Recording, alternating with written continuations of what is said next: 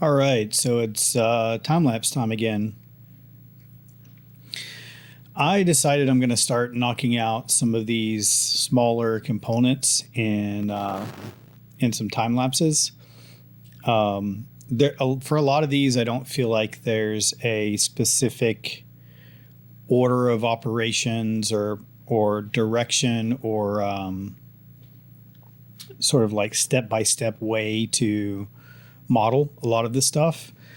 I just kind of I'm just kind of trying things and figuring them out as I go.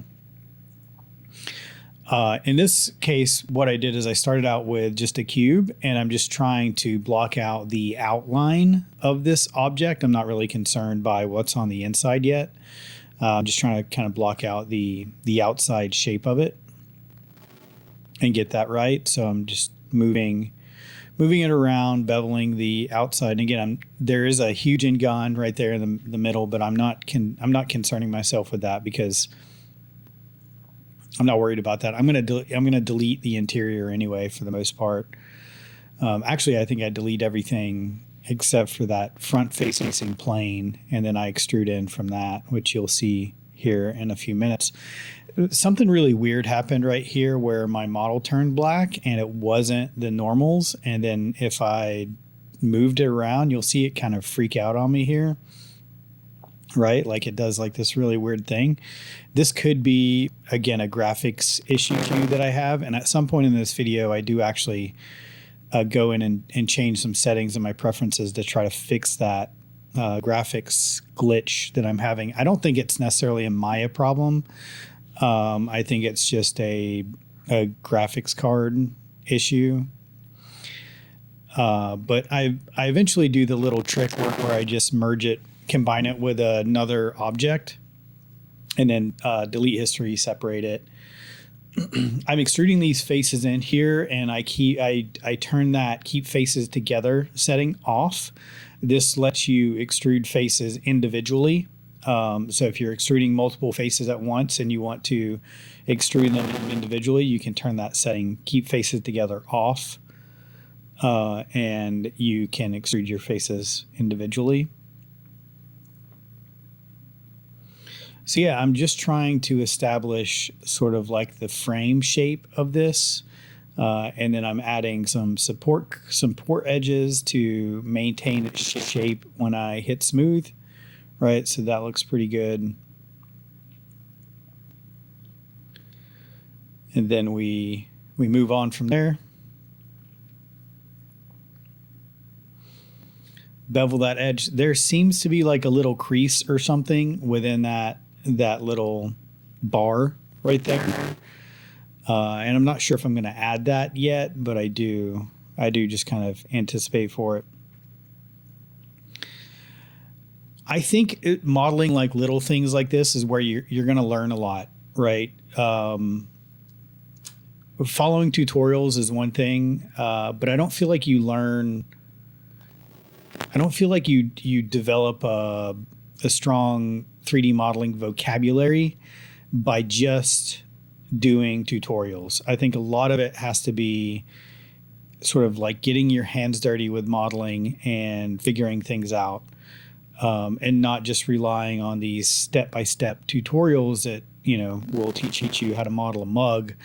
But then the only thing you get out of it is how to model a mug step by step. You don't glean any sort of like core concepts of 3D modeling from them because they just tell you very directly step by step how to model a mug.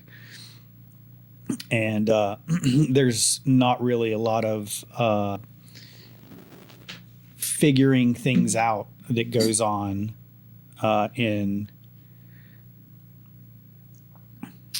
the model because you're just being told, your hand is being held, right?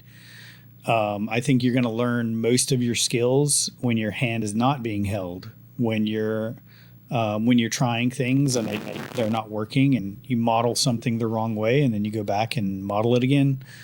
Not necessarily which might be the right way, but you go back and model it a better way.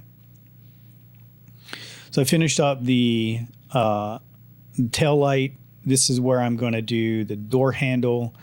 This one I do kind of struggle a little bit with, just in terms of thinking how to approach it. And I think what I end up deciding on doing is just laying out the curve as if it were a block. So I like to separate things down into shapes, right? Into basic shapes. And then you can kind of build new shapes off of that basic shape. But the way that I see this basic shape, down in my reference on the bottom left, the way that I see this basic shape is just as like a cube, right? A cube with rounded corners. And I'm not even thinking about the sort of hollow part where your hand is going to go yet. I'm just thinking about sort of like the profile of that shape.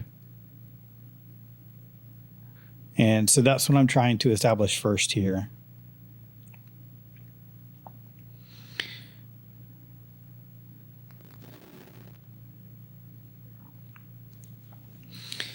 I probably spend more time working on this specific part than anything else in this video. I probably spend like an hour on this, and this is about 3 times 300% speed. So I take about 20 minutes on this in this video, but in reality, it's probably taking about an hour. And part of that is I have to go in. You'll notice in my reference down here in the bottom left is that there's like an indentation in the door where those handles are. And I'm going to go in and model those. There's also like a lot of these chrome parts have like a little rubber gasket or rubber seal in between the chrome piece and the car paint. So at some point I'm going to go in and create those, but I don't do that yet. So I'm just establishing that basic shape, and then I delete that interior part, and now I basically have a handle. There's still some tweaking I have to do, so I bridge up those interior spaces, right? And then I think I bevel those, kind of spread them out a little bit. And then I think the rest of the time is just spent trying to clean up that geometry from that bevel.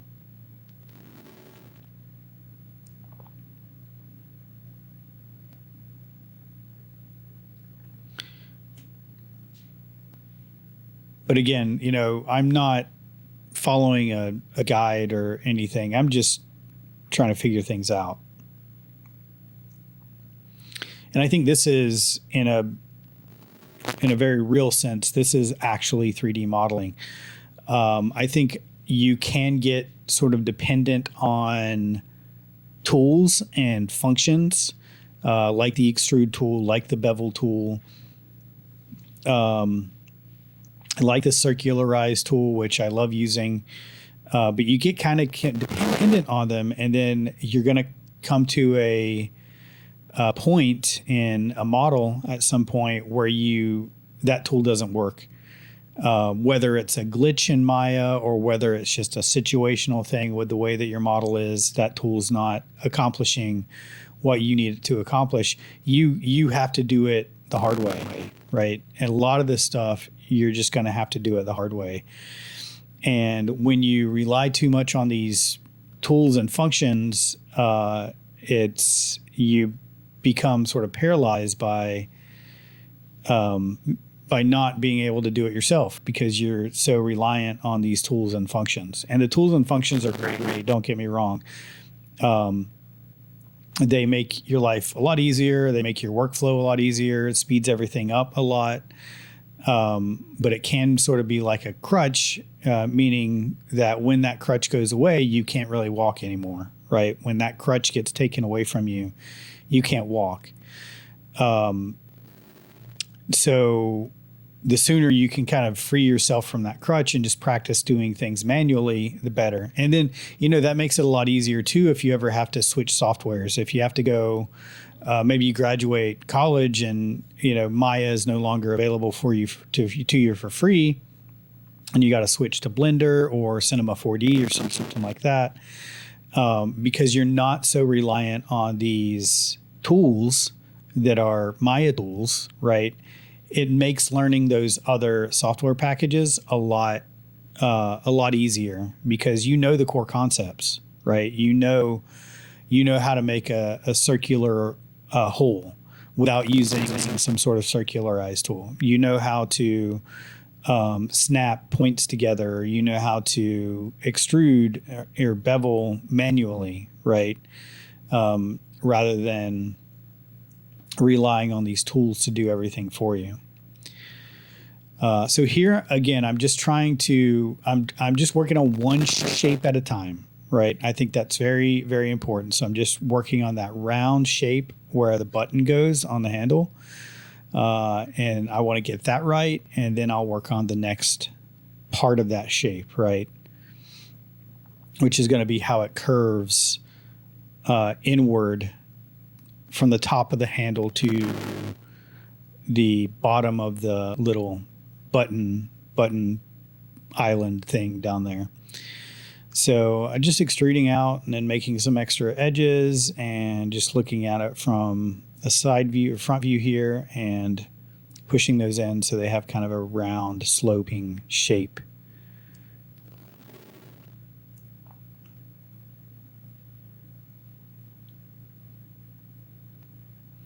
And I think if you have a lot of shapes going on at once, like this piece in particular has like quite a few shapes going on at once. Like there's the shape of the handle, and then there's that circular part at the bottom where the button goes, and then the button like slopes into the handle. So that's another shape. And then you have the hole where the button's going to go. If you try thinking about all these shapes at once, it's kind of overwhelming, and you just won't have any idea how to move forward. So just try to break them down and just think about one shape at a time. And it doesn't even matter if it's the right shape to do first, right? If it's the wrong shape and it doesn't turn out good, again, just do it again. Model it wrong, right? Don't be afraid to model something the wrong way or model it badly, because you're going to learn a lot from modeling it badly. And I think, again, going back to following tutorials, I think that's another big downfall of tutorials is when they're really good tutorials and you follow them step by step, you start to become kind of, I don't want to say delusional but kind of delusional, right? Because you'll model this thing, you follow it step by step, and it'll turn out great. It'll turn out amazing. But then as soon as you try to do something upon your own volition, right, and it's not great because you're making mistakes and you don't have a tutorial which kind of holds your hand the entire time, it's going to be a little bit heartbreaking because you're not doing things of the quality that you try to do. Here I'm doing something that I've never really tried before, actually. I'm beveling individual verts. And I just had the idea to kind of try this to get like an even oval shape within that sloping area and not disturb the slope, right? That's the key thing that I'm trying to do, is maintain that slope, which you'll kind of see, when I rotate it right there, you'll see that it still has that slope in it. I think if I tried moving that around or cutting it any other way, I would mess up that sloping shape from the inside. Now, that's not a perfect oval, and I'm okay with that. But what I'm going to do at some point is I'm going to use that oval hole to make the button. And if I were to bring in another cylinder and throw that in there, it would make that oval look even more imperfect. But if you use existing geometry to make your new geometry, it's going to match up perfectly. And even though both of those aren't perfect ovals, because they match up well, it'll look like it's sort of meant to be, if that makes sense. This, I kind of struggle with how to do this correctly. And this is one of those things where, especially now looking back at it, if I had to do it again, I would probably do it a different way. But it turned out, I think it turned out okay the way that I did it. It's not going to be exactly the same as the handle that we see in the reference image there. But at the end of the day, no one's going to be comparing them one to one, right? Even if a car expert's looking at this, they're probably not going to be comparing it one to one. So I think it's just a matter of acceptance, and it looks good, so it is good. But I need to get it to sort of match up the profile or the slope of the side of that door.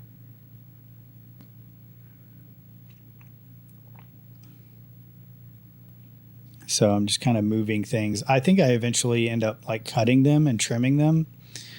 But yeah, I'm just trying to move it around. You know, again, it's not perfect and it's not something that I'm super happy with, but I think I can accept that it's good enough for this project. And I think sometimes you can be a little hard on yourself with just not getting things absolutely perfect. So I'm trying not to do that. And I'm trying to tell myself, well, this is good enough. And we'll move on. When, like, if I really don't like something, right? If I'm modeling something like this and I just really decide, if it bugs me enough, if I don't like it enough and it bugs me enough, I will go in and remodel that part, right? There's no hesitation there. If something's bugging me, I will get rid of it and I will remodel it. But in some situations, like especially the situation with this handle here, I think I care a lot about it in the moment because that's what I'm working on. But as soon as I move on to a different part and the more I look at it, I'm like, I don't see why I was being so hard on myself. And I think it just looks okay the way that it is. And it's not like a major hero piece, right? It's not like something, the whole quality of the model doesn't depend on the door handle, right? It's something that I can give myself a little bit of credit for, or a little bit of leniency on. So, and then I just kind of trim around, and I'm going to delete all those faces, just trim around it so it kind of matches the profile. And then there's that indentation that I'm going to work on here in a minute. Straighten up some edges.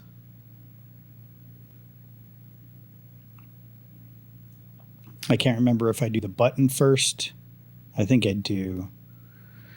But yeah, the way I create a button is I just extrude in and let's see. I got to take time to look at it, admire my efforts. Right. Okay. Now we're going to do the button. So I just extrude in and then extrude out, and I'm just going to go back in and delete the gap. That way they're two different objects.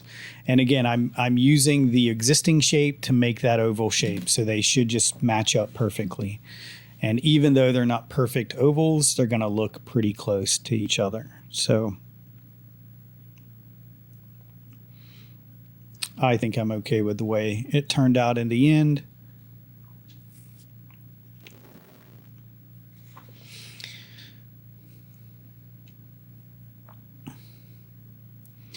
And now I'm about to go in and model this sort of indented area, which is a little messy, I'll admit. And I would consider that to be a little bit of like dirty work in terms of modeling. I think I just hit that with a smooth function one last time. But it's one of those things where you just got to get in there and try it, right? Try it a certain way. If it doesn't work, try it a different way. And again, sometimes it's very much worth it modeling things the wrong way sometimes. What you don't want to do, and this is a big struggle that I had when I was first learning how to model, is just sort of being paralyzed by thinking about something, right? You can think about it and think about it and think about it, but You can think about it all you want, but until you do something about it, it's all the thought that you put into it is kind of worthless, right? So just do something, right? Even if you end up doing it the wrong way, just do something. That way, at the very least, you can say that you're sort of studying, right? If you're modeling something the wrong way, in a very real sense, you're practicing, you're studying. So even if you're going to go into it wrong, just model it the wrong way, and then in that journey of modeling it the wrong way, you'll probably figure out how to model it the right way. But just sitting there and thinking about how to model it the right way is not going to get you anything. That's just a waste of time.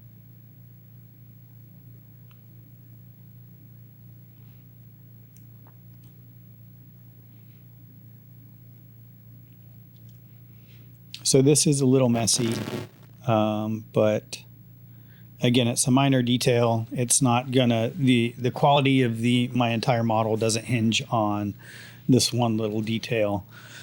So I'm just trying to get it right. If it looks good, it is good.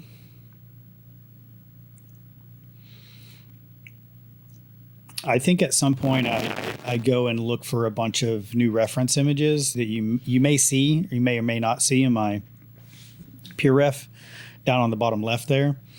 But I do gather a lot more reference. I think I probably spent, an hour just looking for door handles and doorknobs and side view mirrors and things like that.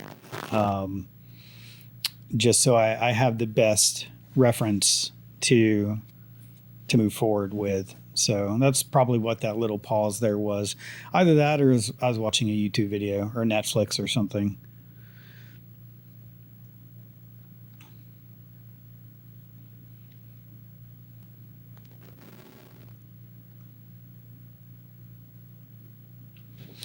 Especially things like this can be very intimidating. Even to watch it, I think it can be kind of intimidating because it may seem like I know exactly what I'm doing, but I have no idea what I'm doing. I'm just trying it.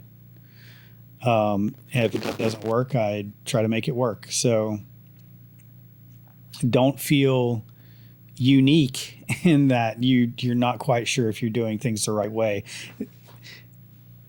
That is the life of an artist, right? You never know fully if you're doing something the correct way. You're just making the best decisions you possibly can. That feeling never goes away. Am I doing this the right way? Did I just make a mistake? That's something that will just be with you always and forever. So try not to beat yourself up and try not to dwell on it. Just, again, do something. Don't sit there and just think about it.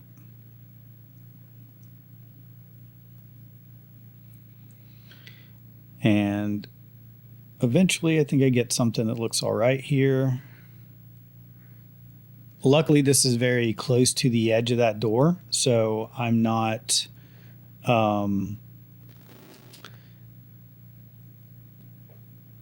I can add edge loops just going into the edge of that door and not worry too much about it, because it's not going to make a crease that goes all the way around my model. It's kind of ending right there.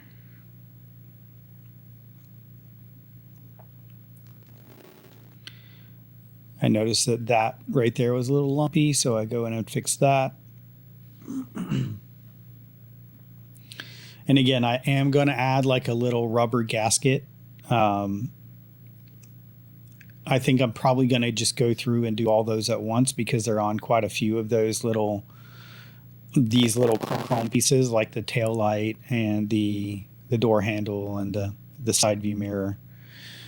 And that's what we're going to do next, is the side view mirror. This one is made up of like a boat shape, and then it has kind of like this arm or finger coming up out of it. It's kind of off canter. It's tilted a little bit. So whenever something's tilted like that, I just personally like to model it straight first. Always try to model things straight, and then you can tilt them around. It's just easier to model that way. So if there is something off canter, don't try to model it off canter, right? Or don't, how that side view mirror is rotated. Don't try to model it rotated like that. Just kind of straighten it, model it straight on the grid, and then rotate it after you get it done. This one also has 2 little screw holes in them. I'm not sure. I may go in and add them later, or I may just add them with Substance Painter when I texture it. It's a very tiny little detail, but I do like that detail, and I think showing those little nuts and bolts and screws adds a lot of realism to your projects. So I think I do want to have them in my model, but I'm not hyper concerned about modeling them in right now. I may go back and add them. I'm not sure yet. So I'm just trying to establish that sort of boat shape, canoe shape, and then I subdivide it, and then I'll start deleting a chunk out of it, and then I just extrude up from there to get that arm. And this is made out of 3 different pieces. There's like the boat or canoe shape, and then there's which goes up into the arm, and then there's like a ball joint, and then the mirror. I guess technically 4 pieces if you count the glass on the mirror. And again, this is one of those things where I wasn't sure the right way to go about it. But I just did something, and I'm not just sitting there thinking about doing it. I'm doing something. And I find usually it just turns out fine. It may not be spectacular. It may not be perfect. But if you give yourself a little credit and have a little bit of faith in yourself, use your best judgment, I think a lot of times you'll be surprised just how, even if you're not sure the right way to go about something, but if you just do something, I think a lot of times you'll be surprised at how well you can make it look, even if it's not something that you want to keep, right? Even if you model it wrong and you don't like it, I think you'll be impressed with yourself, especially with these really complex little pieces, that you got what you got, right? And again, it makes the whole learning experience just feel a little bit better.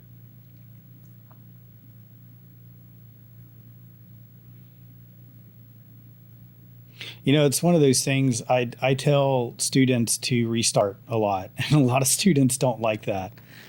But it's funny to me because if you're drawing a picture, you erase and restart or crumble up your piece of paper and throw it away. Like, you'll do that a lot on a piece of paper. But there's a lot of hesitation when it comes to restarting something like a 3D model. But you can't look at it as a waste of time. You have to look at it as practice and a learning experience. I'm not sure why that is. I think maybe it just seems more tangible because you can, it just seems like something you can hold in your hand. Yeah, I mean, as an artist, you have to be comfortable with just scrapping everything and starting from scratch.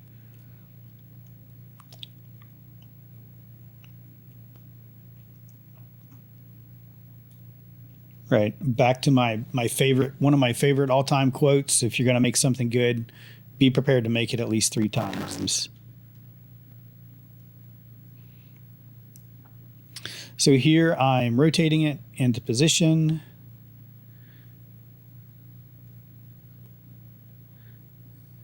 And I think it's actually kind of cool that this car only has one side view mirror. And a lot of the reference images I see, there's only a driver's side view mirror. There's a few of them that has both, but I think it's kind of cool. I like symmetry and asymmetry together, and this car is very symmetrical. Most cars are, but when you have something that's super symmetrical like this, I think any little detail to throw off this symmetry is good.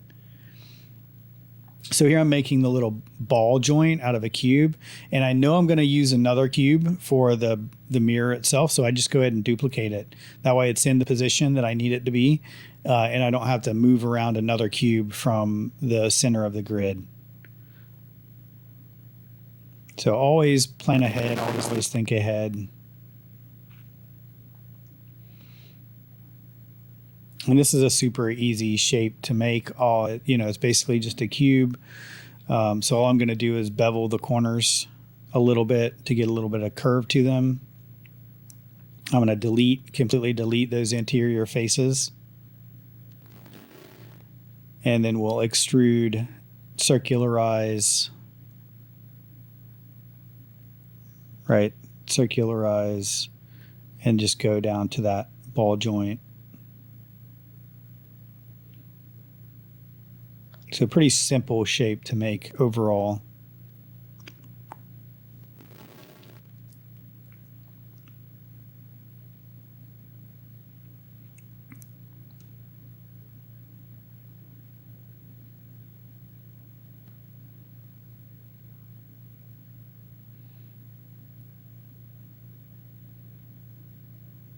And then for the mirror, I'm basically going to do that a very similar way that I did the button on the door handle. Is I extrude in, or I extrude back, then I extrude in, then I extrude out, and then I delete the gap.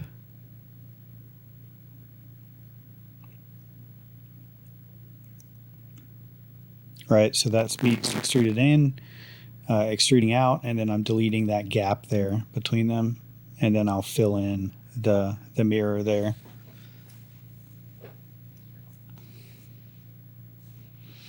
And then just fixing the geometry so there's no ingons.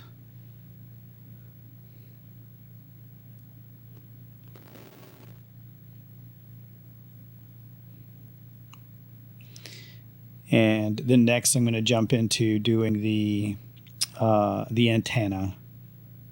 I do spend some time kind of grouping things together. At this point, we're going to need to start being consistent with staying organized. When you get to the point where you're modeling all these little tiny pieces like this, your scene's going to get very disorganized very quickly. So try to name things, try to stay organized at this point. And we still have like little rubber pieces and chrome trim and like lots of other little tiny pieces to model. And I'll probably do those in similar time lapses. I definitely want to go over like how to model like the chrome trim and stuff, because there's a few different ways you can approach that. So I want to just show you a couple different approaches to this. The antenna here has like a little black piece of plastic in between the chrome part and the car paint part. So I'm trying to use the faces I already have. So I just duplicate those faces. So you can see that I'm going back and forth trying a few different things. I end up undoing back down to where it's just a plane. And then I kind of slice that, trim it up, extrude it down, and then I flatten that with my scale tool. Because I made this off of my existing geometry, it's in the group with the car, so we actually have it on both sides. That green, once again, if you ever see green or your model go completely transparent like that, you just need to reassign your material.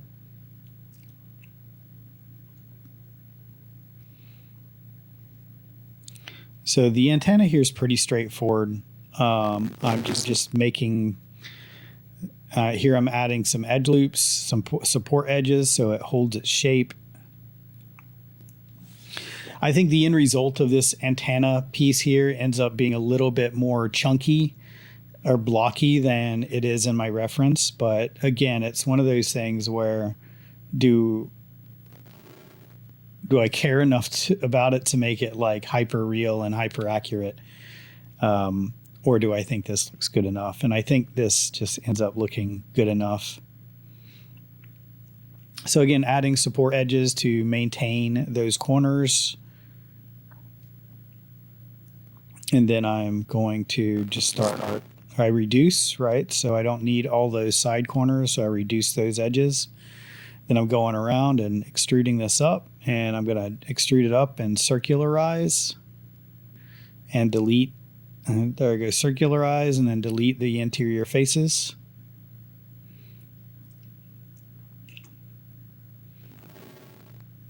And that's going to be the base for my antenna.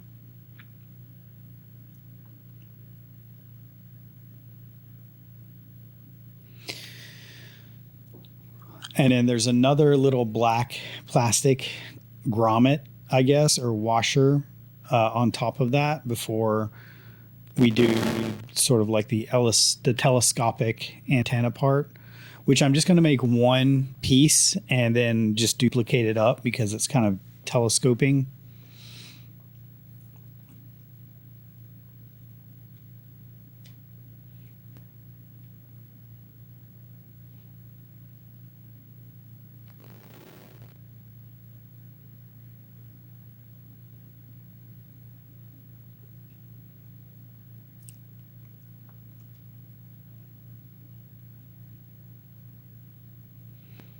Right, so make that, bevel it, and then I'm going to just extrude that up and extract the extrusion, and that's what I'm going to make that other little black piece out of, the other little black grommet.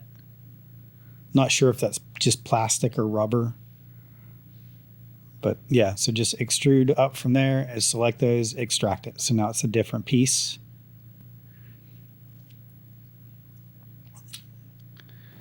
And extrude in, bevel, and just like that. It's pretty easy. And then again, I'm going to use that piece to extrude up again and extract and make the actual telescoping antenna part of my model.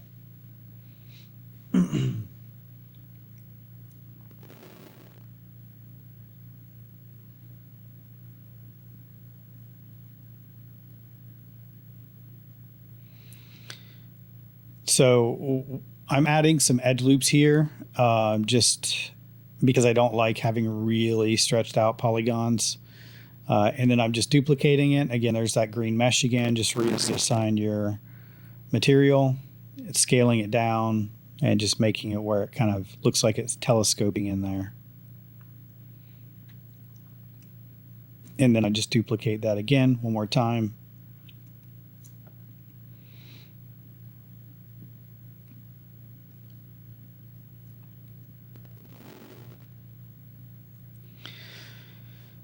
And then I'm just going to extract that top piece off there, and that's what I'm going to use to make the little antenna cap.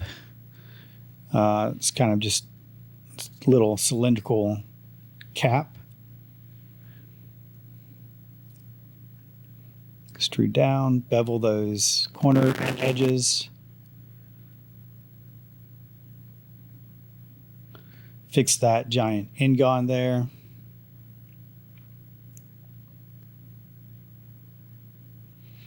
And then, yeah, bevel those corner edges to get a nice sharp edge with support edges, and that's pretty good. So I'm going to do a little bit of cleanup here, just kind of organize things a little bit more. I do end up deleting my 1/2 and just put some things in groups. I have all my little pieces here that I'm going to be putting in a group called small parts, and I'll probably eventually organize it a little bit more, but for now I'm just keeping those small parts in a group.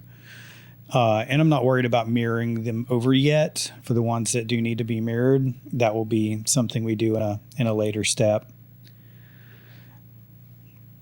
But there's probably going to be more opportunities to model a lot of other little things like this. I'll try to do those in time lapses if there's not anything significant I need to explain. But if I do feel like it's worth an explanation, I won't do it in a time lapse. I will give you a thorough explanation. And that's it. I'll see you guys in the next video.